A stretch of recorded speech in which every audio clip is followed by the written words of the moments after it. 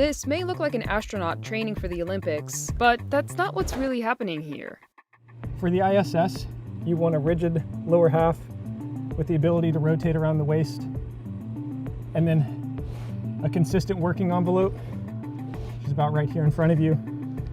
Easy to translate along the handrails. So low torque in the upper joints, good dexterity in the gloves is a big one. Eric Vallis is a senior systems engineer. He's been testing out a prototype of a new spacesuit, which NASA hopes to use on the International Space Station by 2026. The spacesuits that are being used now in the International Space Station by NASA are suits that were really designed in the 70s. These are suits that were originally designed for the Space Shuttle program. Due to the lack of funding, NASA kept working on them, kept repairing them and maintaining them for all these many years, but really these are suits that are at the end of their useful life. NASA tried to update its suits in the past. A 2021 report by NASA's Office of Inspector General found that NASA has spent over a decade and an estimated $420 million to develop a next-generation replacement for its aging spacesuits, but failed to produce any operational suits. Estimates show that by the time new spacesuits are actually in use, NASA will have spent more than $1 billion on the redesign and production. There were two different issues.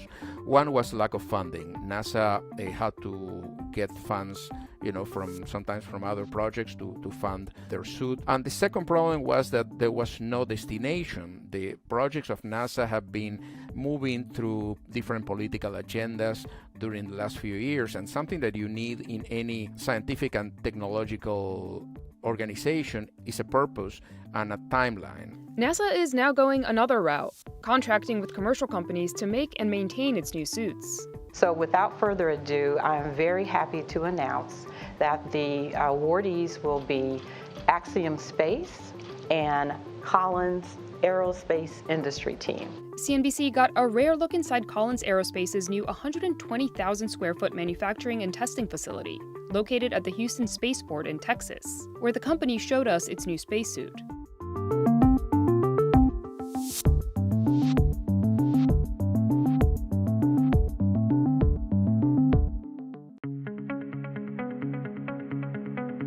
NASA's current spacesuits, known as Extravehicular Mobility Units, or EMUs in NASA speak, are very complex. The current spacesuit has roughly 18,000 components that make it up, and the interior volume of the suit is roughly equivalent to the size of a small refrigerator, about 5.5 cubic feet. There have been a number of safety concerns over the years due to the aging spacesuits. The final investigation is in following the near drowning in space of that Italian astronaut doing a spacewalk outside the International Space Station. His equipment failed him. In fact, they say it was his calm demeanor that probably saved his life after his helmet filled with water. In 2022, NASA temporarily suspended all spacewalks following another incident where an astronaut's helmet filled with water. We're starting to see some degradation of performance, some components that need to be replaced. So on Space Station, we're really watching very, very closely the performance of the EMUs while they are still on orbit. In the meantime, these new suits for this particular failure of water in the helmet, the new designs are designed such that that failure mechanism cannot occur. Inventory issues are also a problem. In 2019, NASA was forced to cancel what would have been the first all-female spacewalk on the International Space Station because the agency did not have the proper spacesuit sizes available for both female astronauts. In the beginning of human space exploration, the spacesuits were custom-made. With the beginning of the Space Shuttle program, there was this idea of abandoning the custom-size system and going to small, medium, and large. That worked for a while, but as our astronaut corps is getting more and more diverse, the sizes don't work anymore. NASA's Office of Inspector General also noted that of the original 18 primary life support system units, only 11 remain in NASA's inventory to support the ISS program, with only 4 of these units actually on the ISS at any given time for astronauts to use during spacewalks.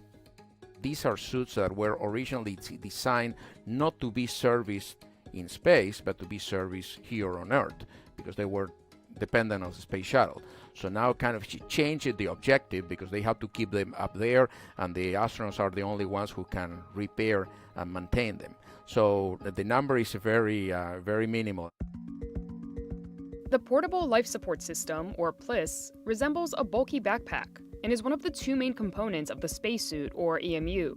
The PLIS houses a variety of components that perform functions needed to keep an astronaut alive in space, including providing oxygen, maintaining body temperature, and removing carbon dioxide buildup from the spacesuit. The second major component is the Pressure Garment System, or PGS, which is the white garment that surrounds astronauts. Its main purpose is to maintain appropriate pressure around astronauts' bodies to keep them alive in the vacuum of space, as well as protect them from orbital debris. Underneath the PGS, astronauts don a liquid cooling and ventilation garment, through which cool water flows to help regulate their body temperature. The new suit designs follow a similar suit structure, but are modernized. There's just normal, what we call obsolescence issues. Certain parts we just can't get anymore. And so we are building a new suit so that we can start using new components, take advantage of all of the new technologies that are available to us now that just simply weren't available nearly 50 years ago.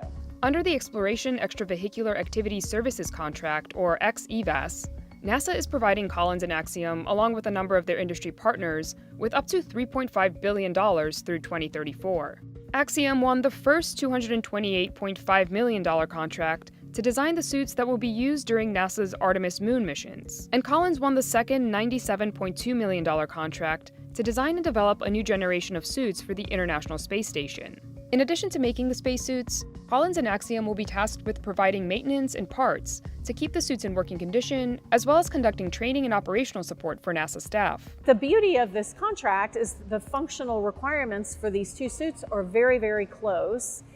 So at any given time, we could ask either of those contractors to actually start working on the other, what we call platforms. And we also have what we call an on-ramp clause in the contract, which means if another company comes into play and they have the capability to compete, we can actually bring them onto the contract and allow them to compete on task orders as well.